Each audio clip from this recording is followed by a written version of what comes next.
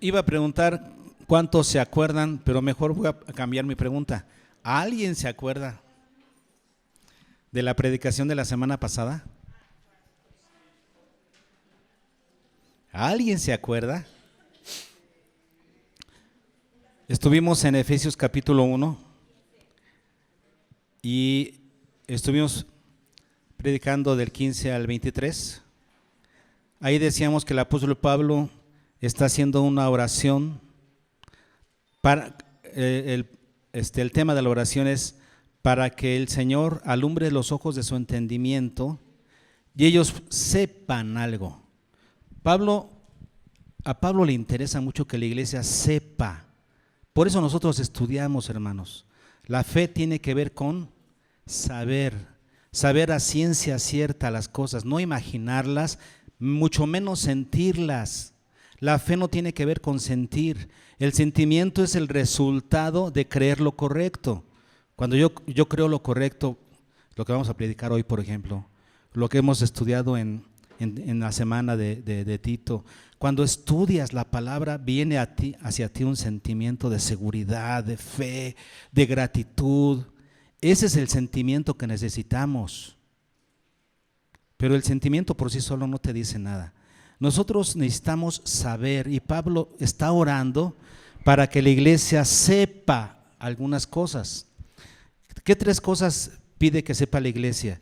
Dice, para que sepan cuál es la esperanza que él les había llamado y cuál la riqueza, porque acuérdense que no son riquezas, vimos que es singular, la riqueza de la gloria de su herencia en los santos.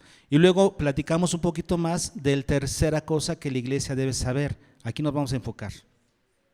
La iglesia debe saber a ciencia cierta cuál es la supereminente grandeza de su poder para con nosotros los que creemos.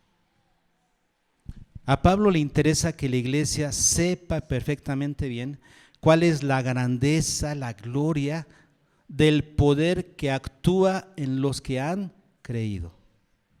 Y yo les preguntaba la semana pasada, ¿saben? ¿Ustedes saben cuál es la grandeza del poder que actúa en ustedes? No dice que actuará, que actúa en el creyente. Necesitamos conocer esto. Y yo les decía que Pablo respondía a esa situación, que en qué consiste el poder que actúa en el creyente, y Pablo lo respondía en el capítulo 2. ¿Se acuerdan de eso? Porque la semana pasada predicamos que ese mismo poder que actúa en el creyente es el que actuó, el que obró en Cristo, resucitándolo de los muertos, sentándolo a su diestra, ¿verdad? Es lo que decíamos.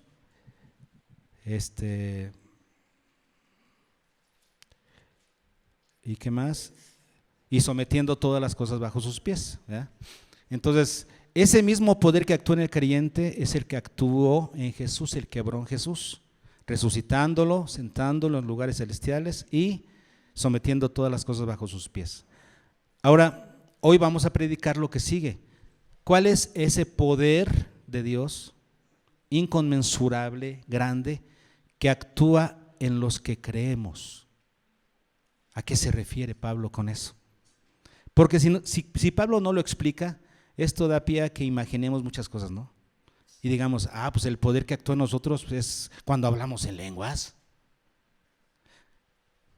cuando sanamos a un enfermo, cuando imponemos las manos con unción fresca y santa. No. ¿A qué se refiere Pablo con ese poder que actúa en los que hemos creído? ¿Cuál es? ¿A qué se refiere? Hoy vamos a verlo. ¿Sale? Ahora comenzamos en el capítulo 2.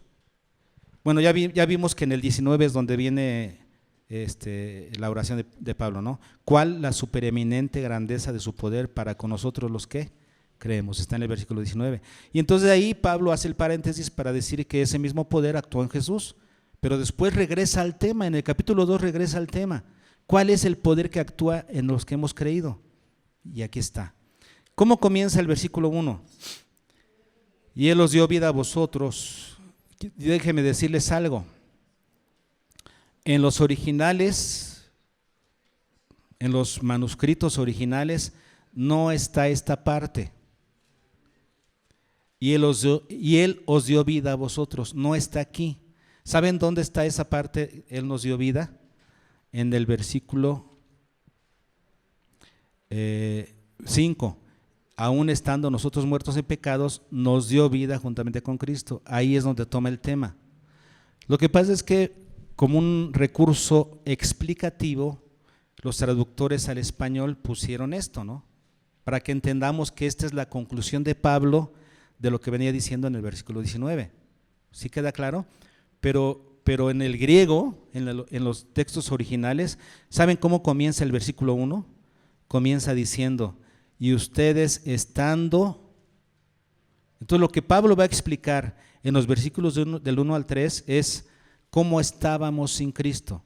¿Cuál era la condición de las personas cuando no teníamos a Cristo? ¿Cuál era nuestra situación, nuestra condición? Luego, si ven ustedes cómo comienza el versículo 4, dice, pero Dios que es rico en misericordia, y comienza a decir lo que Él nos da.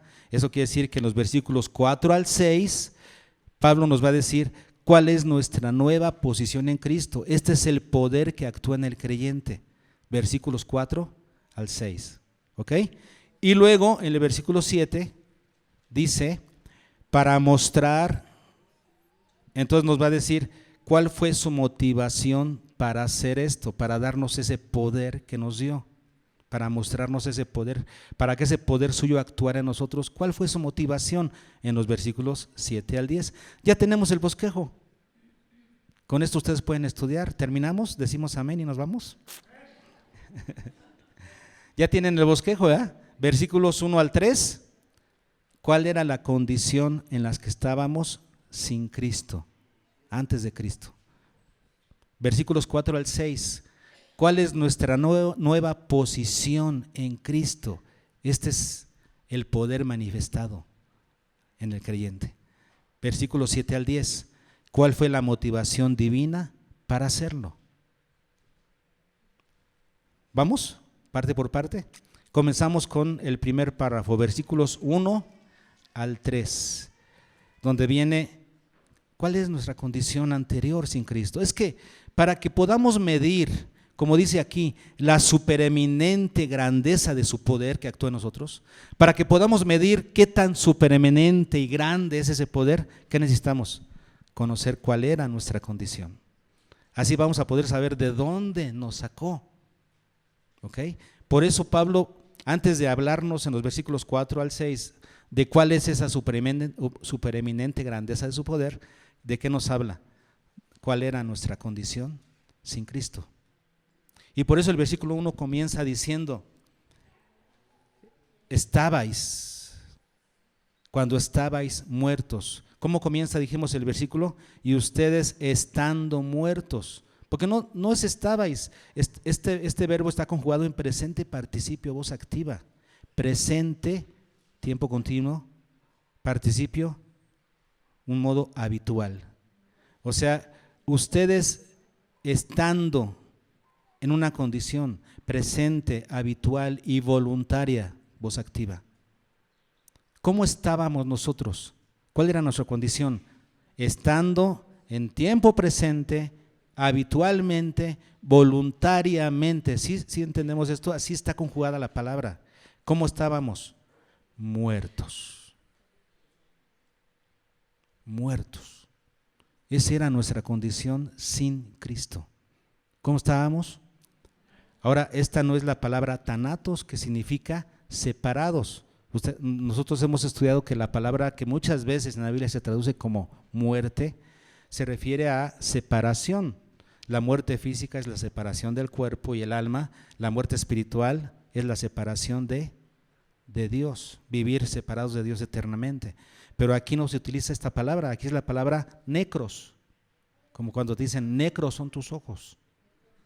No sé. Pero necros significa inerte. O sea, que no siente, que no oye, que totalmente inerte, sin poder hacer algo al respecto. Eso significa este término, necros. ¿Cómo estábamos? muertos, inertes, sin poder hacer nada al respecto de nuestra condición. Estábamos muertos en nuestros, ¿sí ven eso? En nuestros. No le echemos la culpa a Adán. Es que por culpa de Adán y que no. Son nuestros, ¿qué? Delitos y pecados. ¿Qué significa delitos y pecados? Pareciera que es lo mismo, ¿no? Que está hablando de la misma cosa, pero no. La palabra delito, la palabra paraptoma, significa transgresión, yerro, errar, o sea, infracción de la ley. Tiene que ver más bien con un acto, con los actos. Y luego dice, pues, vuestros delitos, sí, pecados. Pecados es la palabra amartía, que se refiere a una distorsión moral, un principio o poder director interno que nos hace después realizar acciones. Entonces, la palabra amartía, pecados, se refiere más bien a las intenciones. Entonces, la palabra delitos se refiere más bien a los actos. Pecado se refiere a las intenciones del corazón. Dice Pablo, ustedes estando muertos, ¿qué? Por vuestros o en vuestros actos pecaminosos y deseos pecaminosos, las dos cosas. Delitos tiene que ver con actos, pecados tiene que ver con intenciones. Nosotros, nuestras intenciones y nuestros actos son totalmente corrompidas y desviadas. Esta era nuestra condición sin Cristo. ¿Ok? ¿Vamos bien? Muertos. Luego, ¿qué sigue? Diciendo, versículo 2, en los cuales anduvisteis en otro tiempo siguiendo la corriente de este mundo, conforme al príncipe de la potestad del aire. Vamos a entender esto. La segunda, ¿cómo andábamos? ¿Cuál era nuestra condición? Andábamos siguiendo la corriente de este mundo. Ya no, porque el que está en Cristo, el que ha recibido la gracia, estudiamos en Tito, ya no, ha renunciado, él ya ha renunciado a los deseos del mundo. Pero ¿cómo estábamos nosotros antes? Dice, andábamos, y la palabra andábamos, andábanos, es la palabra peripateo, que significa tener un estilo de vida. ¿Cómo era nuestro estilo de vida?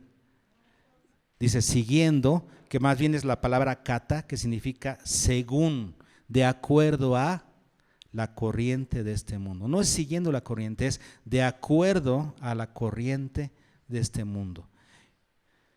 ¿Cuál es la corriente de este mundo? Fíjense, la palabra aquí corriente, ¿qué corriente, verdad? Significa, es la palabra aion, que también se traduce como siglo, lo estudiamos en Tito.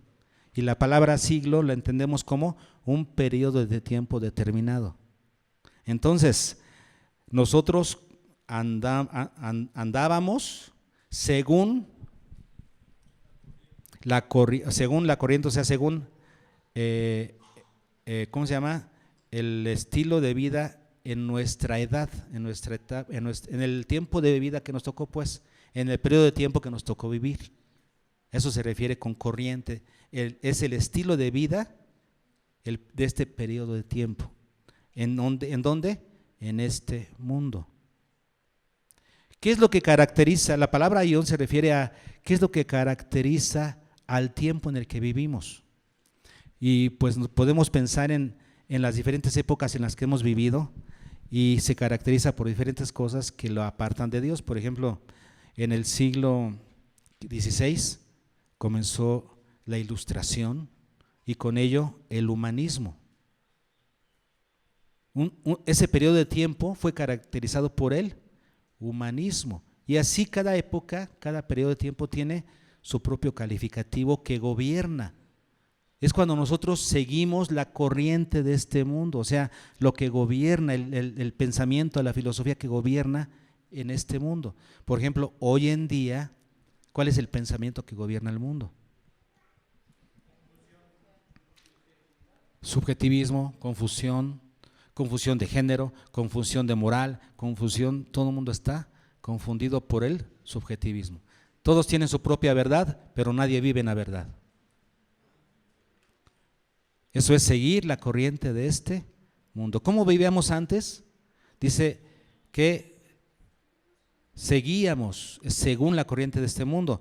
Y luego vean lo que sigue, porque vivir de acuerdo a la corriente de este mundo, según la corriente de este mundo, dice el versículo 2, conforme al príncipe, es también la palabra kata, según el príncipe de este mundo.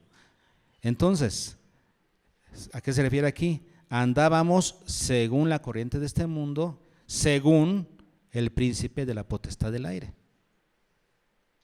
En otras palabras, ¿quién es el que influencia la manera de pensar, la filosofía del mundo?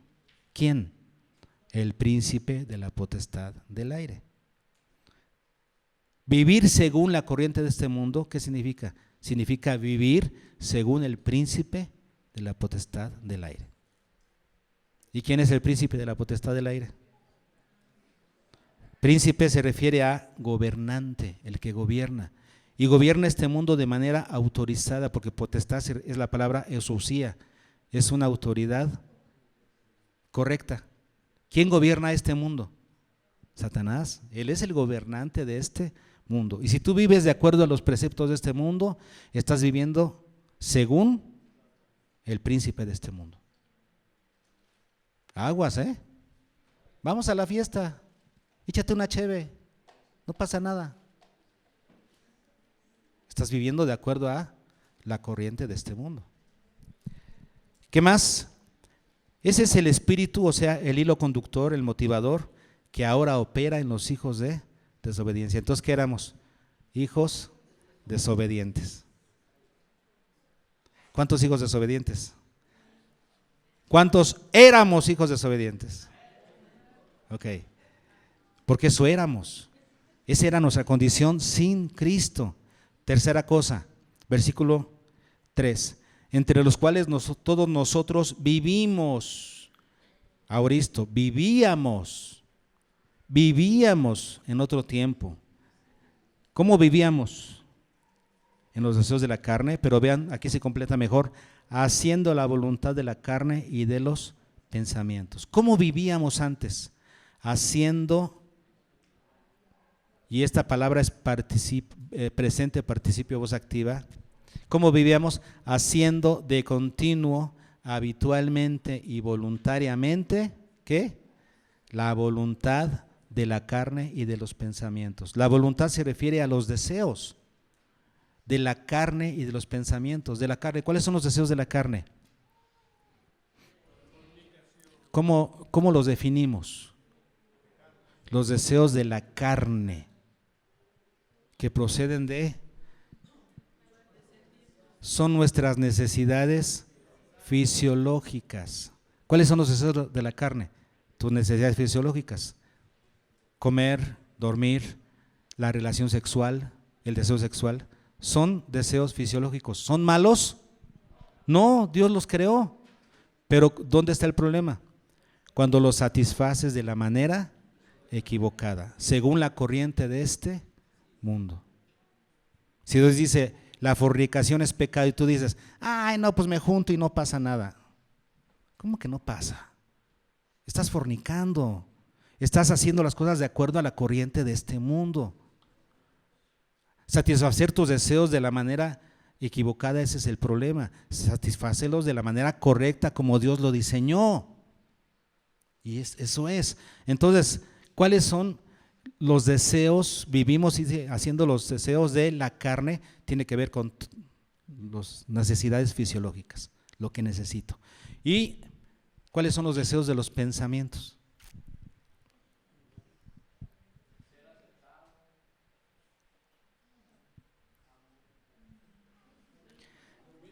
La palabra pensamiento, que viene de mente, lo que viene a través de la mente. ¿Cuáles son los deseos de la mente? Aquellas cosas que creo o quiero porque las conozco. Eso tiene que ver con los deseos de la mente. Por eso es importante creer lo correcto, porque si no crees lo correcto, entonces vas a ser guiado para cosas equivocadas. ¿Cómo vivíamos antes? en los deseos de nuestra carne, deseos fisiológicos, y de nuestros pensamientos, buscando lo que necesito y buscando lo que creo. Hay que creer lo que Dios quiere que creamos y hay que regir nuestras necesidades fisiológicas por lo que Dios dice en su palabra. ¿Ok? Y por último, ¿qué dice el versículo 3 al final? Y éramos, ¿qué éramos? Y la palabra es tan imperfecto, o sea, una acción que no concluye, o sea, una situación que no tenía para cuándo acabar. Éramos, y una situación que no acababa, por naturaleza, hijos de ira, por naturaleza. Esta palabra significa de origen, de nacimiento. Es el origen del ser humano. El ser humano, su origen es pecaminoso. Estamos inclinados hacia el pecado. Ningún ser humano puede dejar de pecar, que quede claro, ni los creyentes. Pecamos menos, pero aún así pecamos. Nosotros no vamos al cielo porque dejamos de pecar, no. Vamos al cielo ¿por qué? Por la gracia de Jesucristo, por la gracia de Dios en Jesucristo. Eso nos queda claro, pero seguimos siendo pecadores, porque entendemos que por naturaleza somos pecadores y por lo tanto somos hijos de ira. Eso significa destinados a la ira de Dios. Esa era nuestra condición sin Cristo. Muertos al pecado. ¿Qué más? Andábamos en la corriente de este mundo, de acuerdo según el príncipe de la potestad del aire. Vivíamos haciendo la voluntad de la carne y de los pensamientos. Y por lo tanto, éramos por naturaleza hijos de ira. O sea, destinados a la ira divina. Esa era nuestra condición sin Cristo. Por eso bien dice Juan cuando escribe en su evangelio, que los que no han creído en Cristo ya están condenados, o sea, viven en condenación. Claro que la única manera de cambiar ese destino es creyendo en Cristo. Pero mientras no creas, ¿tu condición cuál es? Condenación. Lo que te espera es juicio, castigo. Esa era nuestra condición sin Cristo. ¿Ok? Ahora viene versículos 4 al 6. Este es el poder, el supereminente y grande poder, maravilloso poder que actúa en los que hemos creído. Es lo que dice el versículo 1:19. El poder que actúa en los que hemos creído. Aquí está. ¿Cuál es? Vamos a verlo. Primero, dice el versículo 4, pero, o sea, contrario a lo demás. Cuando nosotros estábamos en Cristo y vivíamos en condenación, estábamos en condenación, pero ahora las cosas han cambiado. ¿Ok? Pero, contrario a ello, y aquí Pablo nos habla en el versículo 4 de las dos virtudes divinas que hacen posible que su poder sea desbordado en los que creen. Hay dos virtudes divinas que son las que hacen que su poder se despliegue en el creyente. ¿Cuáles son? Misericordia y amor. Vamos a ver qué dice. Vamos a definir las dos primero, porque esto es lo que hace posible que Dios despliegue su poder en nosotros, su misericordia y su amor. La palabra misericordia, ¿a qué se refiere? La palabra misericordia se define como compasión manifestada. Compasión manifestada. ¿Por qué? Porque la compasión, diríamos en su definición natural, no tiene que ver con acción, solamente con un sentimiento. Cuando tú sientes compasión por alguien, sientes compasión por alguien que tiene una necesidad, tienes compasión solamente. Pero cuando esa compasión se convierte en misericordia, ¿qué significa? Que esa compasión te lleva a la acción. Cuando la compasión se vuelve acción, se convierte en misericordia. ¿Sí está bien? La palabra misericordia se refiere a compasión en acción, compasión demostrada. Ahora, esta definición de esta palabra griega, yo ya me puse a estudiarla, exhibe dos cosas. La palabra misericordia exhibe dos cosas. Exhibe, por un lado, la necesidad del receptor, y por otro lado exhibe la virtud y suficiencia del dador. Todo eso significa esta palabra misericordia.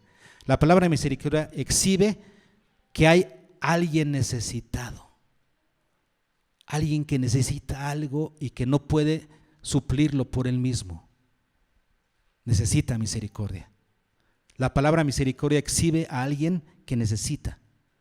Pero luego también la misma palabra misericordia exhibe que hay alguien que tiene la suficiencia para solventar esa necesidad. Por eso puede dar misericordia, porque tiene con qué. Como decíamos hace rato, ¿por qué damos ofrenda y diezmo? Porque tenemos. ¿Y por qué tienes? Porque Dios te dio. De la misma manera Dios, ¿por qué puede mostrar misericordia? Porque tiene con qué suplir esa necesidad. Si no tuviera con qué cumplirla, con qué suplirla, ¿podría ser misericordioso? No, sería compasivo solamente, sentiría compasión, pero no podría tener misericordia. Pero Dios es misericordioso, ¿por qué? Porque tiene con qué. Él es suficiente para todas nuestras necesidades y sobre todo para esta necesidad que es nuestra salvación. Aún estando nosotros en condenación, muertos en pecados, nos puede dar de su gracia. ¿Por qué? Porque puede, porque tiene. ¿Estamos de acuerdo? Eso significa misericordia. Y ahora vean lo que dice. ¿Cuál es la característica de la misericordia? ¿Cómo es la misericordia? ¿Cómo es Dios más bien en relación a la misericordia? Dice que Él es rico, pero Dios, ¿qué es? Rico en misericordia. Él puede y tiene suficiencia para lo que promete dar. Él es rico en misericordia, ¿ok? Ahora vámonos al amor. ¿Qué significa amor? Ágape, ya lo hemos definido. Ya hemos definido amor. Es un sentimiento.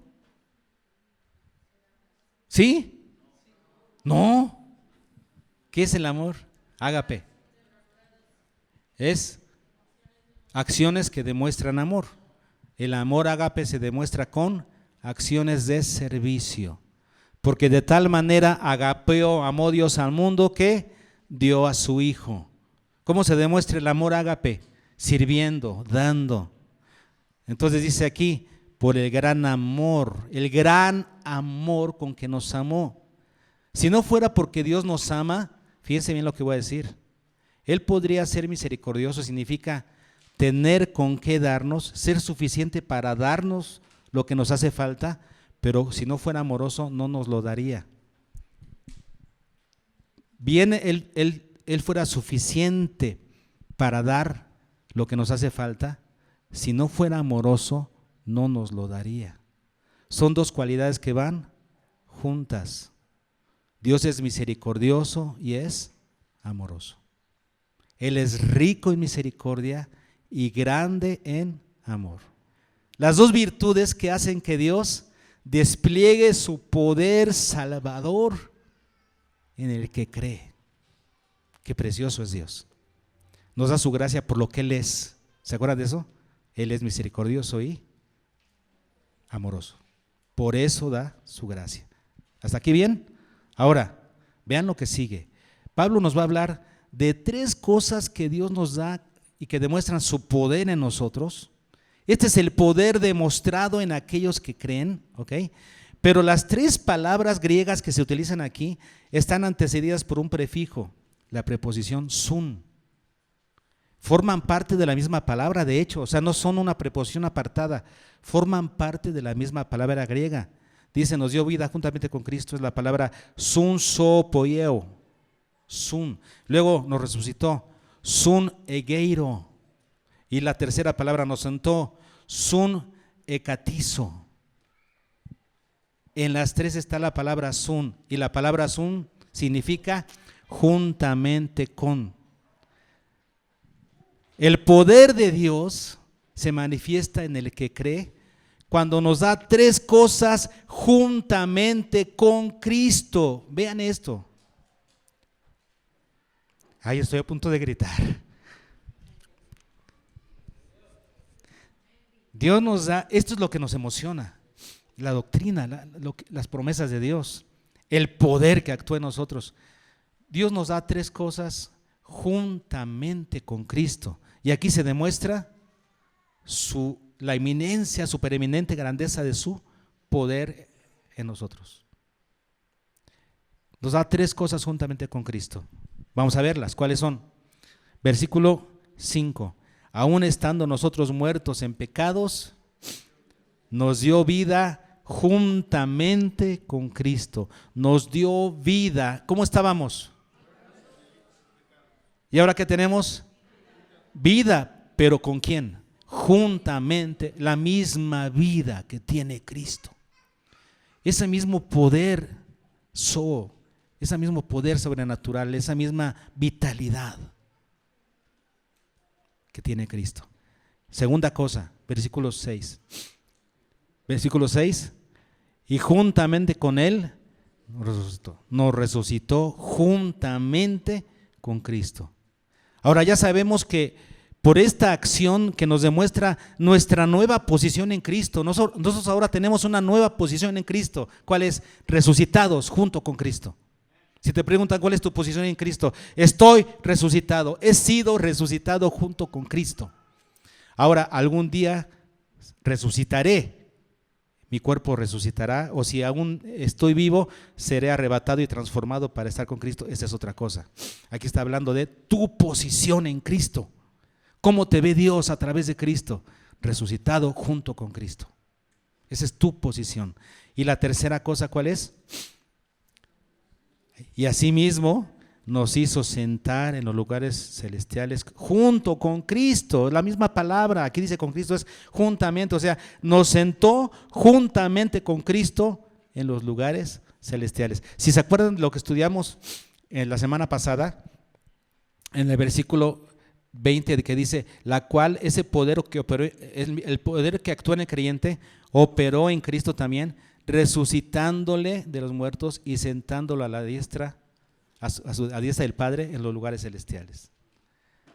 Y aquí nos está diciendo Pablo que esa posición que recibió Cristo por el poder de Dios es la misma posición que tiene el creyente, resucitado y sentado en los lugares celestiales. Tenemos la misma posición que Cristo. Vivos juntamente con Cristo, resucitados juntamente con Cristo, sentados juntamente con Cristo en los lugares celestiales. Esa es tu posición como creyente. Si eso no te hace glorificar a Dios, si eso no te hace esforzarte por vivir agradando a Dios, entonces no hay nada que lo pueda hacer. Este es el poder de Dios manifestado en los que creen. Qué precioso es el Señor. Ahora, ¿por qué lo hizo? ¿Cuál fue la motivación de Dios para hacer esto? Versículo 7. Para mostrar, para exhibir. ¿Qué quería el Señor hacer? Exhibir, demostrar. En los siglos venideros significa de generación en generación. Desde que Dios exhibió su gracia a través de Cristo, su propósito era exhibir esa gracia, ¿qué? De generación en generación. Nosotros por eso somos cartas abiertas, somos cartas escritas por Dios para todos los hombres, para que Dios exhiba su gracia, ¿qué? De generación en generación. El propósito de Dios era exhibir de generación en generación la abundante riqueza de su gracia. Y acuérdense que esto no está en plural. Ya lo volví a estudiar. Está en singular. No dice las abundantes riquezas de su gracia como tradujeron aquí el texto. Es una. ¿Cuál es la abundante riqueza de su gracia? Jesucristo. Jesucristo es la abundante riqueza de la gracia de Dios. Para exhibir de generación en generación la abundante riqueza de su gracia para con nosotros. en Cristo Jesús. ¿Ya lo entendió? ¿Cuál era el propósito de Dios? Exhibir a todo el mundo de generación en generación su gracia a través de nosotros, a través de lo que Él hizo en nosotros, a través de vidas transformadas, tocadas por la gracia de Dios. Exhibir de generación en generación su gracia, para que entendamos que por gracia somos salvos. Por gracia, que ya hemos entendido lo que es la gracia, algo que no merecemos, algo que no podemos obtener por méritos propios, algo que Dios da por sus méritos, y algo que nos hace responder. Por gracia sois salvos por medio de la fe, de creer. No es un pago, es una condición, por creer. Y esto no de vosotros, vuelve a decir, para que no te creas que es porque tú, por tus méritos. Esto no es de vosotros, pues es don, es un regalo de Dios. No por obras para que nadie se gloríe. Pero como la gracia pide una respuesta, ¿qué dice el versículo 10?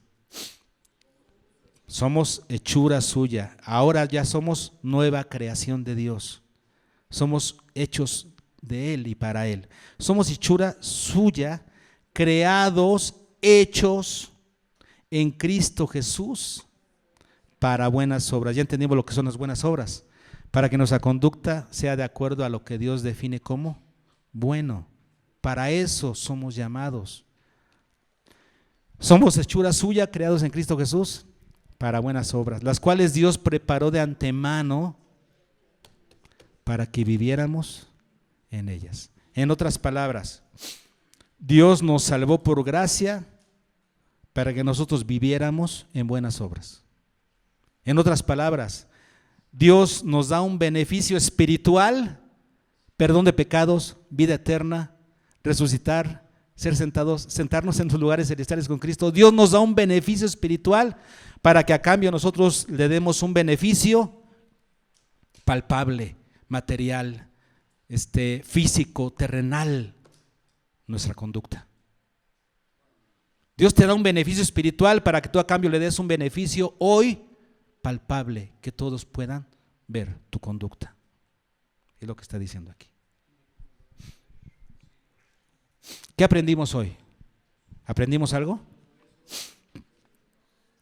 Aprendimos que Dios quiere que el creyente sepa, que sepamos algo.